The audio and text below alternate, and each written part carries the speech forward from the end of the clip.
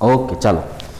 તો હવે આપણે જે છે એ આની જો આપણે વાત કરીએ તો આપણે ગઈ વખતે જે છે એ શું શીખાતા, તો કે ભાઈ ગઈ વખતે જે છે એ ગઈ વખતે આપણે આવી વસ્તુ જે છે એની જો વાત કરીએ તો જુદી જુદી અસર જે છે એ જુદી જુદી અસર શીખતા હતા. આજે જુદી જુદી અસર જે છે આની જો વાત કરીએ તો આની અંદર આપણે જે છે એ હવે સંસ્પંદન અસર જે છે એ સંસ્પંદન અસર કરવાની થશે. બરાબર છે. તો જો સંસ્પંદન અસર જે છે એની જો વાત કરીએ તો એના માટે થઈને આપણે જે છે એ શું સમજાવશું, તો કે ભાઈ એના માટે થઈને જો વાત કરીએ તો હવે આપણે જે છે એ આજની છેલ્લી અસર શીખશું જેને આપણે સંસ્પંદન અસર કહેવાનું છે. આને શું કહેવાનું છે? સંસ્પંદન અસર. તો આજે સંસ્પંદન અસર જે છે એ સંસ્પંદન અસરની જો ચર્ચા કરીએ તો હવે આપણે જે છે એ વાત કરશું કાર્બન ડાયોક્સાઇડ અને બેન્ઝીનના ઉદાહરણથી. બરાબર છે. ચાલો, તો હવે આપણે પાછા મૂળ જગ્યાએ આવી જઈએ છીએ કે ભાઈ જો સંસ્પંદન અસરની વાત કરીએ તો સંસ્પંદન અસર જે છે એ એના માટે આપણે કાર્બન ડાયોક્સાઇડ અને બેન્ઝીનથી શીખવાનું થશે. બરાબર છે. ચાલો, તો સંસ્પંદન અસર શીખતા પહેલા થોડીક પ્રાથમિક માહિતી મેળવી લઈએ. શું કરી નાખીએ? પ્રાથમિક માહિતી મેળવી લઈએ. કેવા પ્રકારની પ્રાથમિક માહિતી? કે આપણે એક બંધ બનાવીએ છીએ તો એક બંધ બરાબર આપણે શું કહીએ? એક લીટો. તો એક લીટાની અંદર શું આવેલું હોય? તો કે એક લીટાની અંદર 2 ટપકા આવેલા હોય. એ 2 ટપકા શું દર્શાવતા હોય? 2 ઇલેક્ટ્રોન દર્શાવતા હોય. સંસ્પંદન જ્યારે થાય ત્યારે આવું થાય કે બંધની અંદર 2 ઇલેક્ટ્રોન સમાયેલા હોય છે. હવે આમાંથી એવું થતું હોય કે એક ઘટક જે છે એની વિદ્યુત ઋણતા વધારે હોય, બીજો ઘટક જે છે એવો હોય કે જેની વિદ્યુત ઋણતા ઓછી હોય. તો વધારે વિદ્યુત ઋણતા અને ઓછી વિદ્યુત ઋણતા જે છે એની જો આપણે ચર્ચા કરીએ તો આવા સમયે જે છે એ આપણે જોવાનું એવું થશે કે જેની વિદ્યુત ઋણતા વધારે છે ને બંધના ઇલેક્ટ્રોનને ખેંચી જશે. જો આ શું લખશો કે જેની વિદ્યુત ઋણતા વધારે તે બંધના ઇલેક્ટ્રોન ખેંચી જાય છે. જોવા જઈએ તો શું કહેવાય કે જેની વિદ્યુત ઋણતા વધારે છે શું કરે? બંધના ઇલેક્ટ્રોનને પોતાની બાજુએ ખેંચી લે. હવે જેના ઇલેક્ટ્રોન ખેંચાય એ કેવો વીજભાર ધરાવશે? તો કે એ પોઝિટિવ વીજભાર ધરાવશે. બરાબર છે. અને જે ઇલેક્ટ્રોન ખેંચી જાય એ કેવો વીજભાર ધરાવશે? એ નેગેટિવ વીજભાર ધરાવશે. એટલે આપણે અહીંયા જે શીખવાનું છે આવું થઈ ગયું. જો કે ભાઈ સંસ્પંદન અસર શીખતા પહેલા એવું શીખવું કે બંધ છે તો એક બંધ જે છે એ 2 ઇલેક્ટ્રોન ધરાવતો હોય તો જેની વિદ્યુત ઋણતા વધારે એ બંધના ઇલેક્ટ્રોન શું કરે? પોતાની બાજુએ ખેંચી જાય. સ્વાભાવિક રીતની વાત છે આ. તો હવે જે ઇલેક્ટ્રોન ખેંચી લે છે કે નહીં, એટલે જે ઇલેક્ટ્રોન ખેંચી જાય એ પરમાણુ નેગેટિવ બને અને જેના ઇલેક્ટ્રોન ખેંચાય એ કેવો બને? પોઝિટિવ. તો અહીંયા 3 પ્રકારની શક્યતાઓ જે છે એ આપણને જોવા મળે કે કોઈ એ નામનો પરમાણુ ઇલેક્ટ્રોનનું દાન કરે તો એ A+ અને શું બને? ઇલેક્ટ્રોન માઇનસ બને. કોઈ એ નામનો પરમાણુ ઇલેક્ટ્રોનનો સ્વીકાર કરે તો એ કેવો બને? A- બને. અને જો કોઈ પણ A+ નામનો ઘટક છે એ ઇલેક્ટ્રોનનો સ્વીકાર કરે તો એ શું બને? તો કે એ A બને. બરાબર. ઇલેક્ટ્રોનનું દાન કરે તો ધન વીજભાર બને, ઇલેક્ટ્રોનનો સ્વીકાર કરે તો ઋણ વીજભાર બને. પણ પહેલેથી જ ધન વીજભાર ધરાવતો હોય અને ઇલેક્ટ્રોનનો સ્વીકાર કરે તો એ શું બને? તો કે તો જે છે એ માત્ર તટસ્થ બને છે. હવે આટલી માહિતી આપણી પાસે આવી ગયા પછી હવે આપણે જે છે એ ચર્ચા કરવાની થશે કાર્બન ડાયોક્સાઇડના ઉદાહરણની. હવે આપણે ચર્ચા શેની કરશું? કાર્બન ડાયોક્સાઇડના ઉદાહરણની કે C ડબલ બંધ O ડબલ બંધ O. ચાલો, અને ઓક્સિજનની બાહ્યતમ કક્ષાની અંદર કેટલા ઇલેક્ટ્રોન હોય? તો કે 6. એમાંથી 2 બંધમાં ભાગ લે અને બાકીના 2 આપણને અહીંયા જોવા મળતા હોય. આવી રીતે હોય. જો આ તમને મતલબ સમજાવો. અમે શું કર્યું? 6 નંબરનો કાર્બન હોય તો એને શું કહેવાય? 2 અને 4 આવું શીખ્યા છીએ આપણે. 8 નંબરનો ઓક્સિજન હોય તો શું કહેવાય?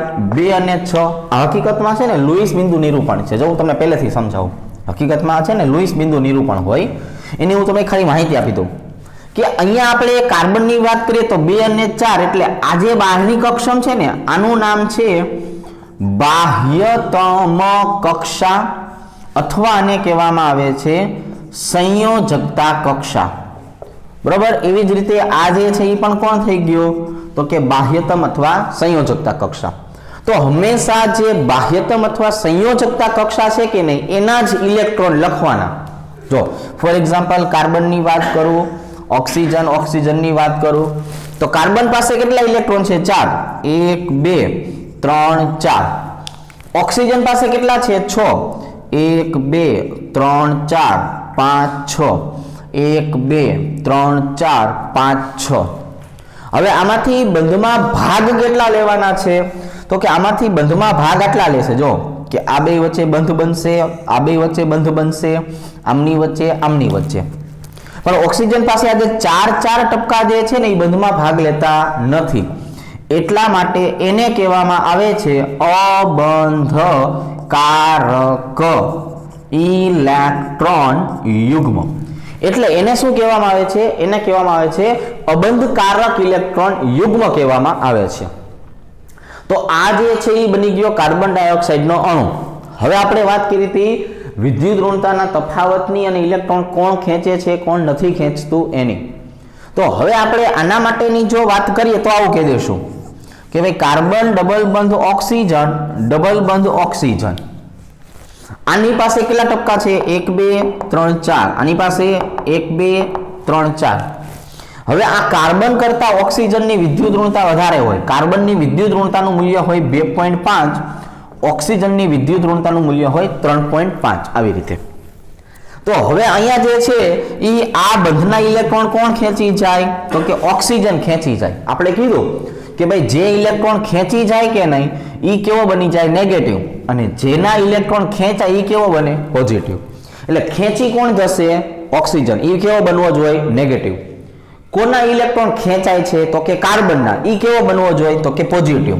એટલે આમાંથી આનું સંસ્પંદન બંધારણ આવું બન્યું કે ભાઈ ઓક્સિજન ડબલ બંધ કાર્બન. જો અહીંયા કંઈ ફેરફાર કર્યો નથી, અહીંયા પણ આવી જશે ઓક્સિજન. આની પાસે 1 2 3 4 1 2 3 4 ટપકા હતા.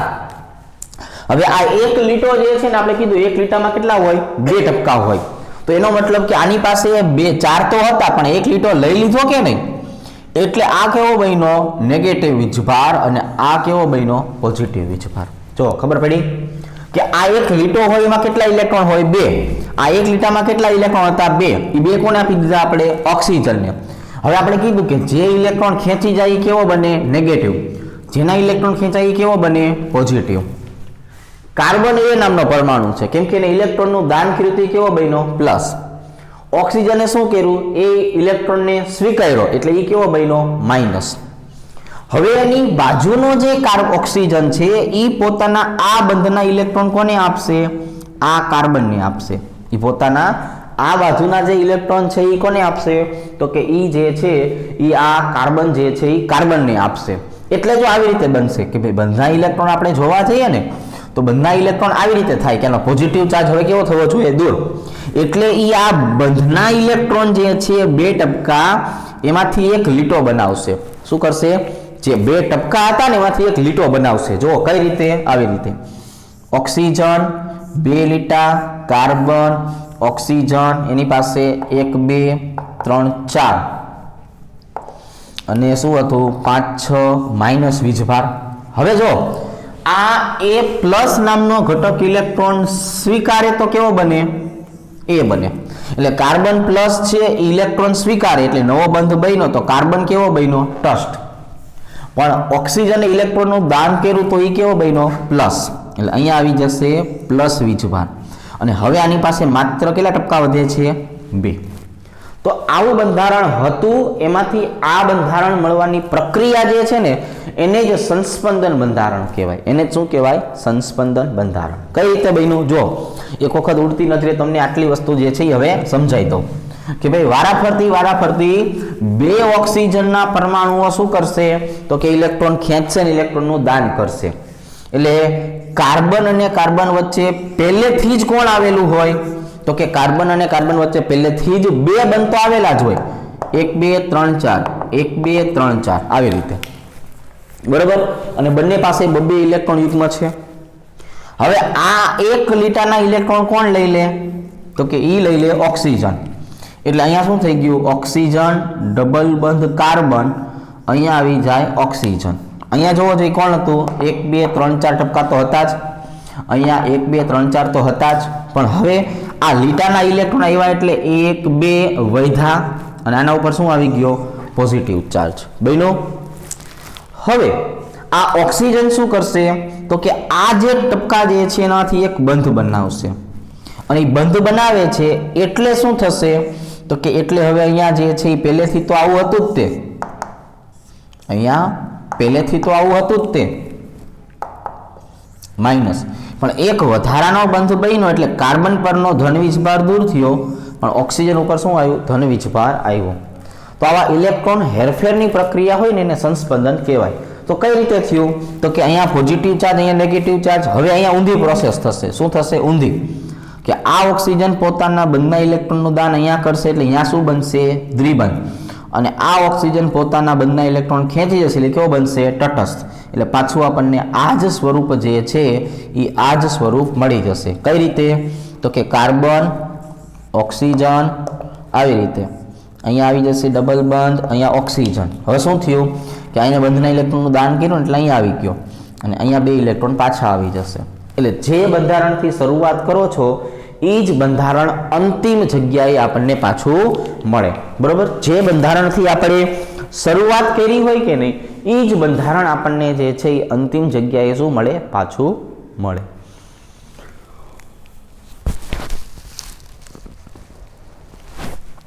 ચાલો, તો હવે આપણે આજે પેલું બોર્ડ શીખ્યા કે નહીં એમાં કાર્બન ડાયોક્સાઇડનું ઉદાહરણ લીધું.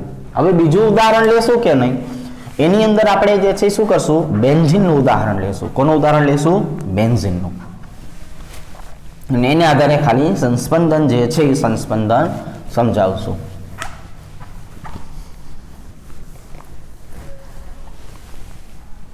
ચલો હવે બોર્ડ નંબર 2 કરી નાખીએ. પેલા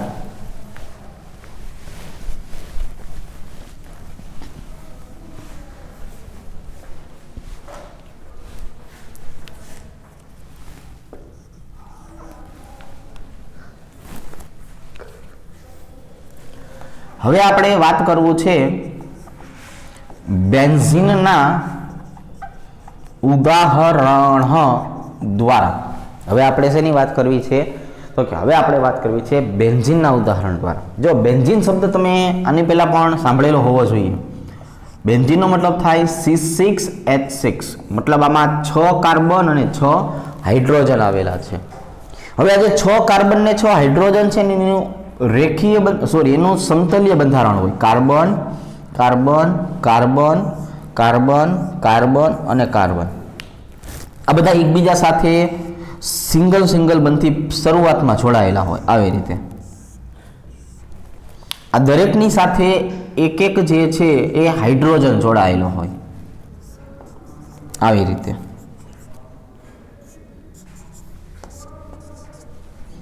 બરોબર, આવી રીતના શું જોડાયેલું હોય, હાઇડ્રોજન જે છે એ હાઇડ્રોજન જોડાયેલો હોય. અને આમાં એકાંતરે જે છે એ દ્વિબંધ જે છે એ દ્વિબંધ આવેલા હોય. એકાંતરે શું આવેલું હોય, દ્વિબંધ. મતલબ એક જગ્યાએ દ્વિબંધ, સિંગલ બંધ, દ્વિબંધ, સિંગલ બંધ, દ્વિબંધ, સિંગલ બંધ, આવી રીતે.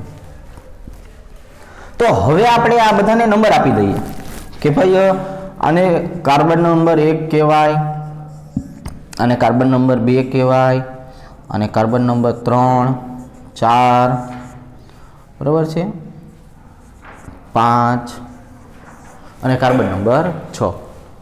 તો શું થયું કે આજે આપણે 6 કાર્બન નંબર દર્શાવ્યા છે કે નહીં. હવે આની અંદર સંસ્પંદનનો મતલબ એવો થશે, બંધની અદલા બદલી થશે. બંધની અદલા બદલી એટલે કેવું તો કે અહીંયા જે આપણે દર્શાવ્યું છે એને કહેવામાં આવે છે બંધારણ નંબર પહેલું. બંધારણ પહેલાની ખાસિયત એવી છે કે એમાં કાર્બન 1 અને કાર્બન 2 વચ્ચે કોણ, દ્વિબંધ. કાર્બન 3 અને કાર્બન 4 વચ્ચે કોણ? દ્વિબંધ. કાર્બન 5 અને કાર્બન 6 વચ્ચે કોણ? તો કે દ્વિબંધ. તો આવી રીતના આપણને 3 જોડ જે છે જોવા મળી, 1 અને 2, 3 અને 4, 5 અને 6. તો હવે આપણી પાસે આવા જે દ્વિબંધ આવી ગયા છે, આવા દ્વિબંધની જો વાત કરીએ તો દ્વિબંધ જે છે એને દર્શાવવા માટે થઈને શું કરશું આપણે?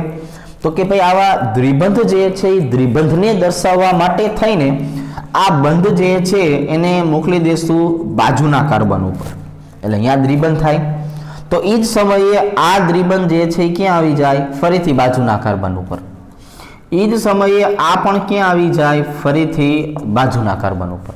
લ્યો આવી રીતે, એટલે આમની હેરફેર જે છે એ હેરફેર થયા કરવાની છે, બરાબર? બાજુનો કાર્બન, બાજુનો કાર્બન, બાજુનો carbon.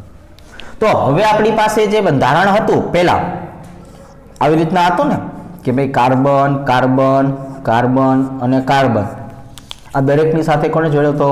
Hydrogen, hydrogen, hydrogen, hydrogen, hydrogen અને હાઇડ્રોજન. હવે શું થયું કે આ બંધના ઇલેક્ટ્રોન અહીંયા આવ્યા, અહીંયા આવ્યા, આ અહીંયા આવ્યા, એટલે હવે આપણે અહીંયા જે બંધ હતા એ દ્વિબંધનું રૂપાંતરણ અહીંયા થયું. અહીંયા હતું, અહીંયા જે બંધ હતો એનું રૂપાંતરણ અહીંયા થયું, અને અહીંયા હતું એનું રૂપાંતરણ અહીંયા થયું. નંબર આપી દઈએ ફરીથી. આ 1 નંબરનો કાર્બન હતો, આ બીજાનો હતો, આ 3જા નંબરનો હતો, આ 4થા નંબરનો હતો, 5મા નંબરનો હતો, 6ઠા નંબરનો હતો, અને આને કહેવામાં આવે છે બંધારણ 2. આને શું કહેવામાં આવે છે? બંધારણ 2. તો બંધારણ 2 ની વાત કરીએ તો એની અંદર તમે જોઈ શકો છો કાર્બન 2 અને કાર્બન 3. હવે આપણે જોવા જઈએ તો કાર્બન 4 અને કાર્બન 5. હવે આપણે જોવા જઈએ તો કાર્બન 6 અને કાર્બન 1. આમની વચ્ચે દ્વિબંધ બની ગયા. શરૂઆતમાં શું થતું હતું? 1 2 3 4 5 6. હવે 2 3 4 5 અને 6 1 વચ્ચે જે છે એ દ્વિબંધ બન્યા. થોડીક વાર પછી એવું પાછું થશે કે આ બંધ જે છે એ ફરતો ફરતો ક્યાં આવી જશે? અહીંયા. આ બંધ છે એ ફરતો ફરતો ક્યાં આવી જશે? અહીંયા. આ બંધ છે એ ફરતો ફરતો ક્યાં આવી જશે? અહીંયા. મતલબ શું થયું કે ભાઈ જે જગ્યાએ આપણને દ્વિબંધ જોવા મળતા હતા એને ફરીથી સ્થાન બદલ્યું, અને ફરીથી સ્થાન બદલ્યું એટલે પાછા ક્યાં આવી ગયા? 1 અને 2 વચ્ચે, 3 અને 4 વચ્ચે, 5 અને 6 વચ્ચે. તો પહેલા બંધારણનું રૂપાંતર બીજામાં, બીજાનું રૂપાંતર પહેલામાં, આવું સતત અને સતત થયા કરે છે. આવું તમે જોવા જાઓ તો આવું એકબીજા ઘટકોની અંદરનું જે રૂપાંતરણ છે એ કેવું હશે? સતત અને સતત થયા કરશે. હવે જો સતત અને સતત આવું રૂપાંતરણ થયા કરતું હોય તો આવા બંધારણને જે છે એમાંથી જે સંસ્પંદન બંધારણ મળે ને એ હવે આ પ્રકારનું હશે કે ભાઈ આપણે જો બંધારણ દેખાડવા જઈએ તો આવી રીતે થશે: કાર્બન, કાર્બન, કાર્બન. અહીંયા કોણ આવી જાય? Hydrogen, hydrogen, hydrogen, hydrogen, hydrogen, hydrogen. બરાબર? હવે જે છે એ આજે એકબીજામાં રૂપાંતરણ થતું હતું ને એના કારણે શું થઈ જશે? એમની વચ્ચે બંધ જે છે એ સતત અને સતત ફરતા થઈ જશે. મતલબ એકનું રૂપાંતર 2 માં, 2 નું રૂપાંતર પાછું 1 માં. બરાબર? તો બંધ જે છે એ સતત અને સતત બદલાય. ઉદાહરણ તરીકે એમ કહું કે ભાઈ 1 અને 2 ઉપર બંધ હોય તો આપણે આવી રીતે દર્શાવીએ, 2 અને 3 ઉપર હોય તો આડું દર્શાવીએ. પાછું 2 અને 3 નું રૂપાંતર શેમાં થયું? 1 અને 2 માં. એટલે ઊભામાંથી આડું, આડામાંથી ઊભું, ઊભામાંથી આડું, આડામાંથી ઊભું. પણ આવું સતત અને સતત થયા કરતું હોય કે નહીં, એટલે આપણને અહીંયા બંધ ન દેખાય, ત્યાં આપણને કુંડાળું દેખાય. શું દેખાય? કુંડાળું. એટલા માટે બેન્ઝીન ચક્ર જે છે એના વચ્ચેના ભાગમાં જોવા જઈએ તો ચક્ર જે છે એ ચક્ર દોરેલું હોય છે. એટલે હવે આપણે બેન્ઝીનને જ્યારે પણ દર્શાવશું ત્યારે આપણને બેન્ઝીનને બંધ વડે ન દર્શાવીએ. આપણે બેન્ઝીન જે છે એને આવી રીતના બંધ વડે તમે ન દર્શાવો. જો હાઇડ્રોજન નથી લખતો, હું ભેગા કરી નાખ્યા, એની બદલે તમે આમ બંધ વડે ન દર્શાવો અને ડાયરેક્ટ જ જે છે એ બેન્ઝીન ચક્રને આમ દર્શાવો તો પણ ચાલે. ખ્યાલ આવી જશે? તો આ જે છે એ સંસ્પંદન બંધારણ છે એ કોનું હતું? તો કે આ સંસ્પંદન બંધારણ છે એ બેન્ઝીનના હતા. કોના હતા? બેન્ઝીનના.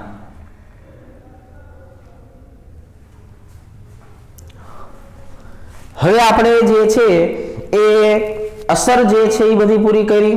બરોબર છે? હવે આપણે કાર્બનના જે છે એ 3 જુદા જુદા સ્વરૂપો હોય છે ને એની ચર્ચા કરશું. એટલે આ જો હવે હું જવા દઉં છું અને હવે આપણે બોર્ડ નંબર 3 પેજ નંબર 3 ઉપર શું કરશું તો કે પેજ નંબર 3 ઉપર કાર્બનના જે જુદા જુદા સ્વરૂપો હોય છે એ સ્વરૂપ વિશે જે છે એ ચર્ચા કરવાની થશે. ચાલો તો હવે આપણે કાર્બનના જુદા જુદા સ્વરૂપો જે છે એની જો ચર્ચા કરીએ તો કઈ રીતે હોઈ શકે એ સંપૂર્ણ માહિતી હવે હું તમને અહીંયા સમજાવું છું.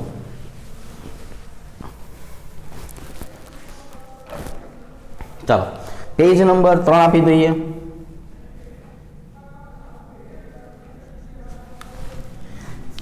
અહીંયા આપણે લખી નાખીએ કાર્બનના સ્વરૂપ.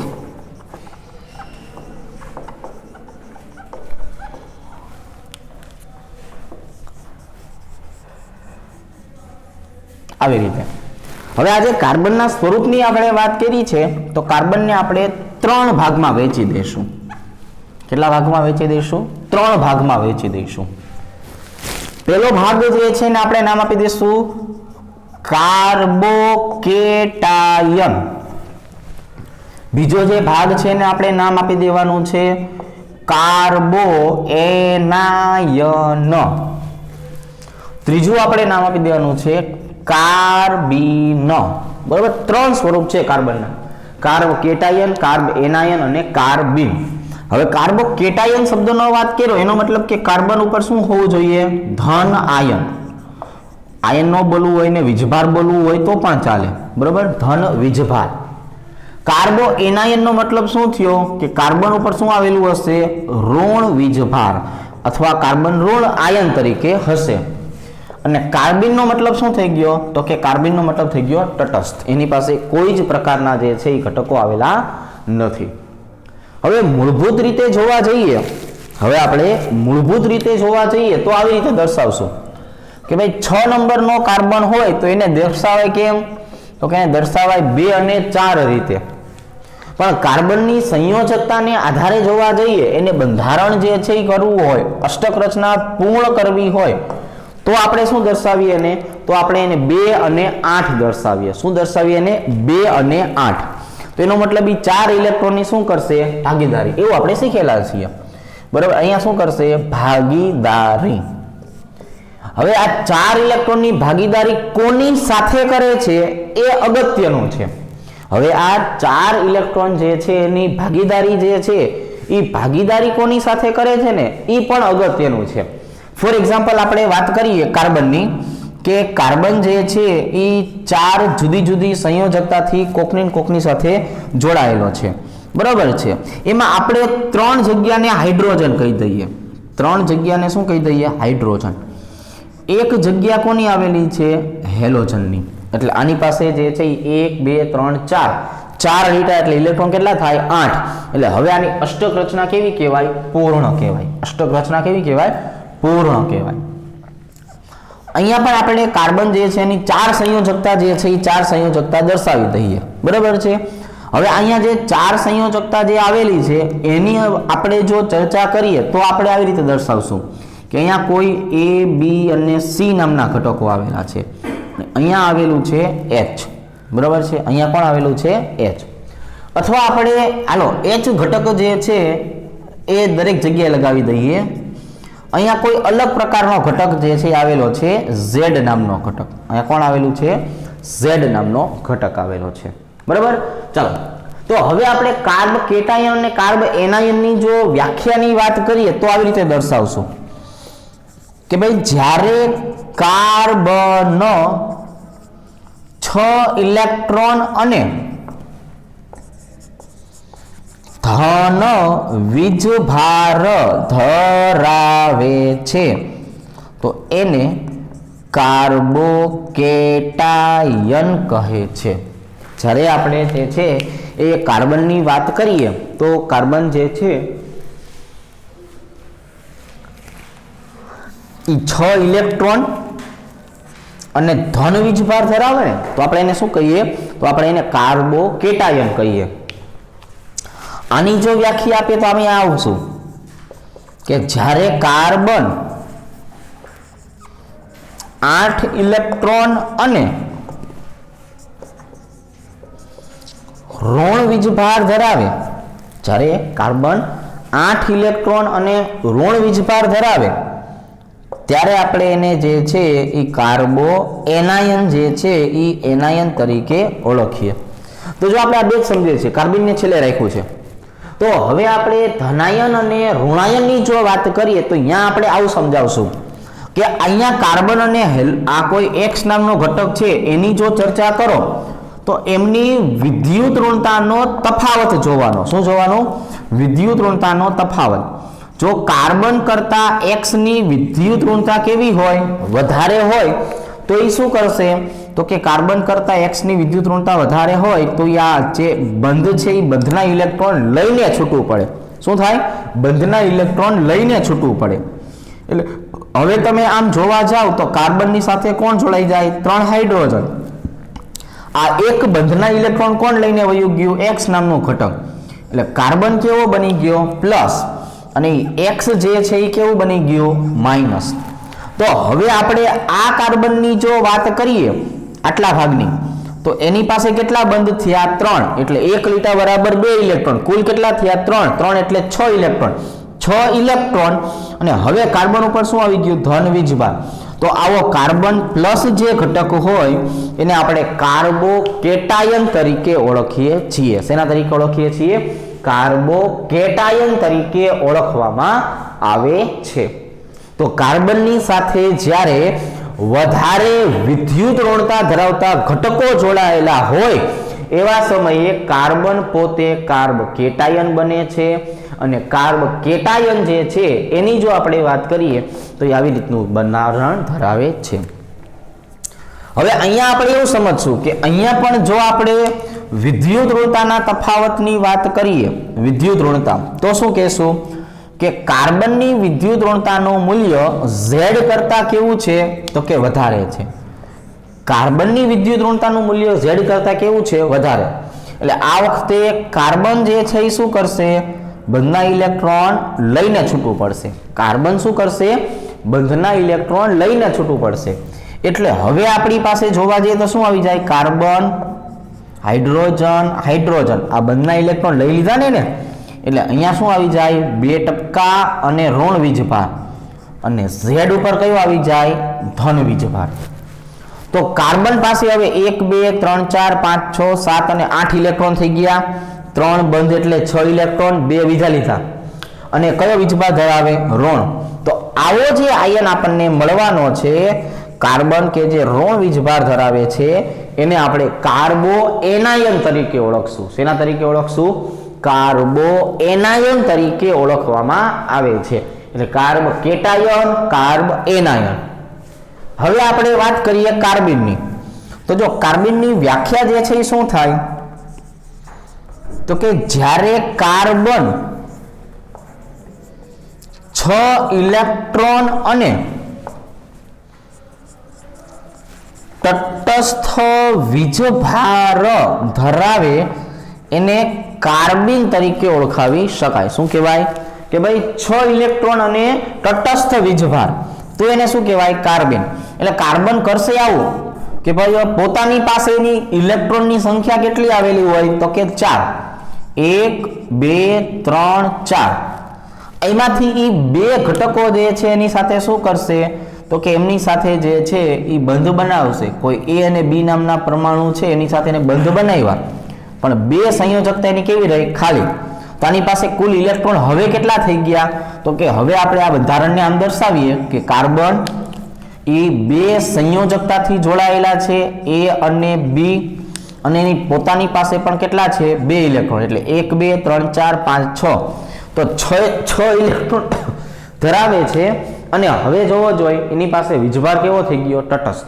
તો આવું બંધારણ જે છે એને આપણે તટસ્થ ઘટક એટલે કે કાર્બન તરીકે ઓળખવાનું થશે. પણ હવે આમાંથી જે 3 શીખા ને એમાંથી કાર્બો કેટાયન જે છે એ બહુ અગત્યનું થશે. બરાબર? કાર્બ કેટાયન કેવું થશે? અગત્યનું.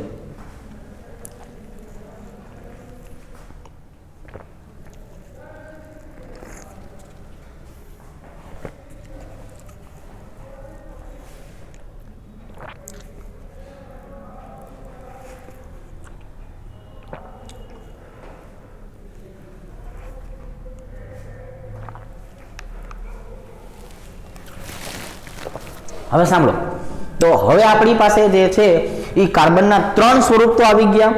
આ કાર્બનના 3 સ્વરૂપ જે છે એમાંથી જે કાર્બોકેટાયન છે ને એ બહુ મોસ્ટ ઇમ્પોર્ટન્ટ એને કહેવાનું થશે. બરોબર, ચલો હવે આપણે પાછા આગળ વધીએ. હવે આપણે ચોથું બોર્ડ શીખશું. એ ચોથા બોર્ડની અંદર આપણે જે છે એ વાત કરવાની છે કાર્બન ઘટકો જે છે, સોરી કાર્બની ઘટકો જે છે એનું સમવિભાજન અને વિષમભાગી વિભાજન. જો સમવિભાજન થાય તો શું બને અને વિષમભાગી વિભાજન થાય તો શું બને. એટલે આ એક સરસ મજાનો તફાવતનો મુદ્દો છે. એ તફાવતનો મુદ્દો હું તમને સમજાવું છું. બરાબર, ચાલો.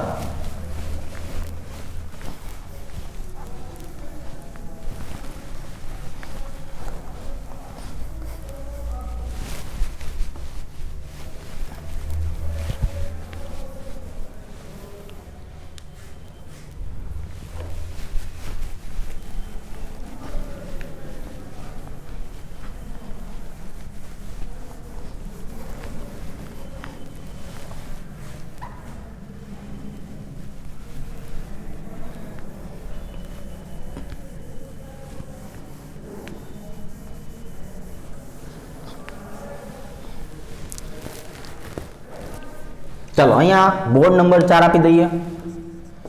હવે આપણે વાત કરવાની છે સમભાગી અને વિષમભાગી વિભાજનના તફાવતની. આ બાજુએ આપણે નામ આપી દઈએ છીએ સમભાગી વિભાજન. આ બાજુએ આપણે નામ શું આપવાનું છે? વિષમભાગી વિભાજન. હજો હવે આજે સમભાગી વિભાજન જે છે એનો જો આપણે મતલબ કાઢવા જઈએ, વિષમભાગી વિભાજન જે છે એનો જો મતલબ કાઢવા જઈએ તો શું થશે? તો આપણને નામ ઉપરથી તો એટલી ખબર પડી ગઈ કે અહીંયા બે સરખા ઘટકા થતા હશે અને અહીંયા જે છે એ ઘટકા નાના મોટા થતા હશે. બરાબર છે? તો જો બેના સરખા ઘટકા થતા હોય, બે સરખા ભાગ પડતા હોય તો એવા સમયે કઈ નિપજ મળે અને બે જુદા જુદા અલગ અલગ ઘટકા થતા હોય તો કેવી નિપજ મળે એની ચર્ચા કરવાની છે. તો અહીંયા આપણે સમભાગી વિભાજન જે છે એનો મતલબ થશે મુક્ત મૂલકનું નિર્માણ. અહીંયા મુક્ત મૂલકનું નિર્માણ શીખશું. અહીંયા શીખવાનું છે આયનોનું નિર્માણ. અહીંયા આપણે શું શીખવું છે? આયન જે છે એ આયનોનું નિર્માણ શીખવાનું છે. તો હવે મુક્ત મૂલકનું નિર્માણ અને આયનનું નિર્માણ આ બે શબ્દો જે છે એની જો આપણે વાત કરીએ તો આ બંનેને કઈ રીતે સમજાવશું તો એનો આપણે ડેમો જોઈએ. ફોર એક્ઝામ્પલ કે આ ક્યારે જોવા મળે છે કે જ્યારે બે ઘટકો જે છે એમની વિદ્યુત ઋણતાનો તફાવત જે છે એ કેવો બને? શૂન્ય. જ્યારે વિદ્યુત ઋણનો તફાવત કેવો બનવો જોઈએ? શૂન્ય. બેની વિદ્યુત ઋણતા એક સરખી હોવી જોઈએ. અને આ ક્યારે બને? તો કે જ્યારે વિદ્યુત ઋણતાનો તફાવત શૂન્ય થતો નથી. શૂન્ય થતો નથી. તો આવા સમયે જે છે એ આપણને જોવા મળે છે આયનો. ફોર એક્ઝામ્પલ હવે મુક્ત મૂલક એટલે શું તમને સમજાવું. કાર્બન અને કાર્બન જે છે એ એકબીજા સાથે એકલ બંધથી જોડાયેલા છે. તો અહીંયા તમે જુઓ તો આ બાજુએ પણ કાર્બન આવેલો છે, આ બાજુએ પણ કાર્બન આવેલો છે. તો બે બાજુએ કાર્બન જ આવેલો છે તો આ બંને ઘટકો શું કરશે? એક એક ઇલેક્ટ્રોનની ભાગીદારી કરી હશે. આમને શું કર્યું હશે? એક એક ઇલેક્ટ્રોનની ભાગીદારી. હવે આપણે આને સૂર્યપ્રકાશની હાજરીમાં લઈ જઈએ, એને hν કહેવાય. બરાબર છે? પારજાંબલી વિકિરણો. તો એની હાજરીમાં શું થશે? આ બંનેનું એક સરખા ભાગમાં વિભાજન થશે અને પોતે ભાગીદારી માટે જેટલા પણ રોકાણ કરેલું હશે એ બધું રોકાણ જે છે એ સરખા ભાગે પાછું આવશે. બરોબર છે? બે ભાઈબંધ ભેગા થઈ ગયા હોય અને 1 લાખ રૂપિયાનું રોકાણ કર્યું હોય, બે 50,000 કાઢ્યા હોય, પછી એમ થાય કે હવે મેળ નથી આવતો તો એ પોતપોતાના પૈસા લઈને જો છૂટા પડી જાય તો એને કહેવામાં આવે છે સમભાગી વિભાજન. બરોબર છે? એને પોતાનો હિસ્સો જે છે એ મળી ગયો પાછો, એટલે પોતાને કંઈ નુકસાની નથી થયું, પોતાને કંઈ ફાયદો પણ નથી થયો. તો આવા પ્રકારનું જે બંધારણ છે એને કહેવામાં આવે છે મુક્ત મૂલક. અને શું કહેવાય? મુક્ત મૂલક. એટલે જો અહીંયા બે એક સરખા ટુકડા પડ્યા એટલે હું લખીશ બગડો, બરોબર છે. અને બગડો કોના? CH3 નો. અને કાર્બન શું થયું? તો કે કાર્બનને પોતાનો ઇલેક્ટ્રોન પાછો મળી ગયો. તો આવા ટપકાવાળા જે ઘટક છે એને કહેવામાં આવે છે મુક્ત મૂલક. અને આ કોનું મુક્ત મૂલક છે? મિથાઇલ. કોનું છે? મિથાઇલ મુક્ત મૂલક. હવે આપણને એમ થાય કે આપણે આના કરતા થોડુંક આગળ વધીએ, બે ઘટકો દર્શાવીએ, CH3 એટલે અહીંયા મૂળ તો શું થયું? આ બંને એક સરખા બંધ બનાવ્યા હશે, બરાબર. આમાં અરીસા જેવી નીપજ મળે. કેવી મળે? અરીસા જેવી. અડધું બંધારણ રાખો તો અડધું બંધારણ તમને અરીસામાં દેખાય ને, એવી રીતે હું અહીંયા અરીસો મૂકી દઉં તો અડધું મને અરીસામાં દેખાય. હવે આની આપણે પ્રક્રિયા કોની હાજરીમાં કરવાની? તો કે આની હાજરી પણ સૂર્યપ્રકાશની હાજરીમાં જ કરશું, HNU ની હાજરીમાં. અહીંથી જે છે શું થશે? બંધ તૂટશે, એટલે બે એક સરખા ટુકડા બનશે. કોના? CH3 CH2 ટપકું. અહીંયા આપણને શું મળશે? CH3 CH2 ટપકું. ટપકું કોના ઉપર હોય? કાર્બન ઉપર. કોના ઉપર હોય? કાર્બન. તો આ ઇથાઇલ ઘટક હતો. કોણ હતો? ઇથાઇલ. એટલે આનું નામ શું થઈ જાય? ઇથાઇલ મુક્ત મૂલક. આને શું કહેવાય? ઇથાઇલ મુક્ત મૂલક જે છે એના તરીકે દર્શાવી શકાય. તો જ્યારે કોઈ પણ બંધારણ છે એ કોઈ પણ બંધારણ એક સરખા કટકા ધરાવે, કોઈ પણ બંધારણ એક સરખા ભાગ ધરાવે, તો આવા સમયે આને આપણે જે છે એ કહેવાનું છે મુક્ત મૂલક. અને આપણે શું કહેવાનું છે? મુક્ત મૂલક. એટલે વિદ્યુત ઋણતાનો તફાવત જે છે એ શૂન્ય થતો નથી. એવા સમયે જે છે એ આપણને જે કંઈ પણ મળે છે એને આપણે મુક્ત મૂલક તરીકે દર્શાવવાનું થશે. હવે આપણે વાત કરવી છે વિષમભાગી વિભાજન. વિષમભાગી વિભાજન જે છે એની જો વાત કરીએ તો અહીંયા શું આવશે? આયનોનું નિર્માણ. અહીંયા શું આવશે? આયનોનું નિર્માણ. એટલે આયનનું નિર્માણ એટલે શું થયું? કે જ્યારે વિદ્યુત ઋણતાનો તફાવત જે છે એ શૂન્ય થતો નથી. ફોર એક્ઝામ્પલ આપણે લઈએ કે ભાઈ કાર્બનની સાથે કોણ જોડાયેલું છે? Hydrogen, hydrogen, hydrogen. અને એક બાજુએ જોડાયેલું છે ક્લોરીન. તો અહીંયા આપણે વિદ્યુત ઋણતા શબ્દ વાપરીએ તો કાર્બન જે છે એના કરતા ક્લોરીન જે છે એની વિદ્યુત ઋણતા કેવી હોય? વધારે. અહીંયા કાર્બન કરતા ક્લોરીનની વિદ્યુત ઋણતા કેવી હોય? વધારે. તો અહીંયા પણ જો બંધના ઇલેક્ટ્રોન તો બે જ હશે આવી રીતે, પણ આ બંને બંધના ઇલેક્ટ્રોન જે છે એ જ્યારે કોઈ વધારે વિદ્યુત ઋણતા વાળો ઘટક લઈને છૂટો પડે ને ત્યારે આપણને બે નિપજ મળે. એક બને CH3+ અને એક બને Cl-. એટલે અહીંયા જે આપણને નિપજ મળે છે એને કહેવામાં આવે છે ધન આયન, અને આને કહેવામાં આવે છે ઋણ આયન. આ ધન આયનનું નામ થોડીક વાર પહેલા શીખા. આને કાર્બોકેટાયન તરીકે ઓળખાવી શકાય. આ ધન આયનનું નામ આપણે થોડીક વાર પહેલા શીખા ને, એટલે આને શું કહી શકાય? આને કાર્બોકેટાયન જે છે એના તરીકે દર્શાવી શકાય. અને આ શું થઈ ગયો? ઋણ આયન. હવે આપણે જો આના જેવું એક બીજું ઉદાહરણ લઈએ, બરાબર છે. ફોર એક્ઝામ્પલ આપણે બંધારણનું ભાગ જે છે એ ભાગ પાડવા છે, તો આપણે બંધારણના ભાગ તો આવી રીતે પાડશું વધારે વિદ્યુત ઋણતા ધરાવતા ઘટકોને આધારે. એટલે હવે આપણે આવી રીતે દર્શાવી દઈએ કે અહીંયા આવી જશે હાઇડ્રોજન, અહીંયા આવી જશે CH2 અને અહીંયા આવી જશે C ડબલ બંધ O અને H. જો આવી રીતે. તો આમાં કાર્બન અને ઓક્સિજનની જો આપણે વાત કરીએ તો કાર્બન અને ઓક્સિજનમાં કાર્બન કરતા વિદ્યુત ઋણતા કોની વધારે હોય? તો કે ભાઈ કાર્બન કરતા સ્વાભાવિક રીતે ઓક્સિજન જે છે એની વિદ્યુત ઋણતા જે છે એ વધારે જોવા મળે. એટલે હવે આ બંધના ઇલેક્ટ્રોન કોણ ખેંચી જશે? ઓક્સિજન. એટલે આ કેવો બન્યો? ઋણ. આ કાર્બન કેવો બન્યો? ધન. બરોબર છે. હવે આ કાર્બન જે ધન બન્યો એને બંધના ઇલેક્ટ્રોન આપવા માટે આ કાર્બન જે છે એ શું કરશે? આ હાઇડ્રોજનના ઇલેક્ટ્રોનને પોતે ખેંચી લેશે.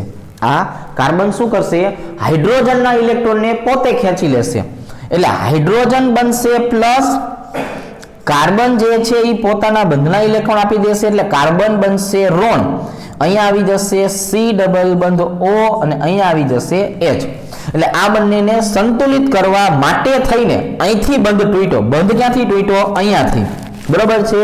એટલે હવે આપણે જે છે એ આ બંધારણ જોવા જઈએ તો બંધારણની અંદર બંધ આપણે અહીંથી તોડ્યો, તો એનો મતલબ શું થઈ ગયો કે હાઇડ્રોજન કરતા કાર્બનની વિદ્યુત ઋણતા કેવી હતી, વધારે, એટલે હવે અહીં આપણે લખીએ કાર્બન હાઇડ્રોજન, તો કાર્બન કરતા હાઇડ્રોજન જે છે એની વિદ્યુત ઋણતા ઓછી હતી, એટલે ઈ કેવો બન્યો, ધન આયન, અને કાર્બન કેવો બન્યો, ઋણ આયન, અને કાર્બન ઋણ આયન બને તો આપણે એને શેના તરીકે ઓળખીએ છીએ, કાર્બો એનાયન તરીકે।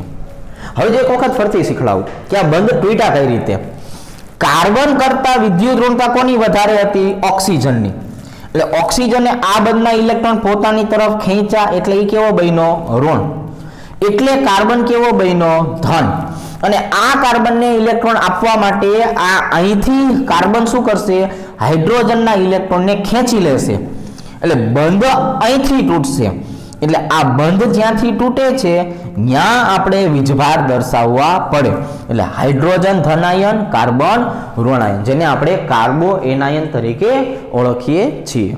તો હવે જોવો જોઈએ, હવે આપણે આજના દિવસની જો વાત કરીએ તો આપણે સંસ્પંદન અસર શીખા, કાર્બનના 3 સ્વરૂપ, કાર્બ કેટાયન, કાર્બ એનાયન અને કાર્બીન શીખા, અને બંધનું તોડવું કે બંધ તૂટે તો કેવી નીપજ આપણને મળવાની છે, તો કે એનાથી આપણને ધનાયન મળશે, એનાથી ઋણાયન મળશે।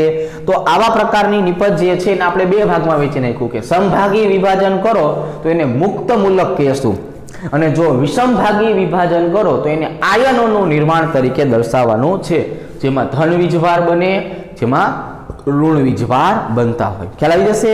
તો આજે આપણે જે છે એ અહીંયા સુધી રાખીએ છીએ।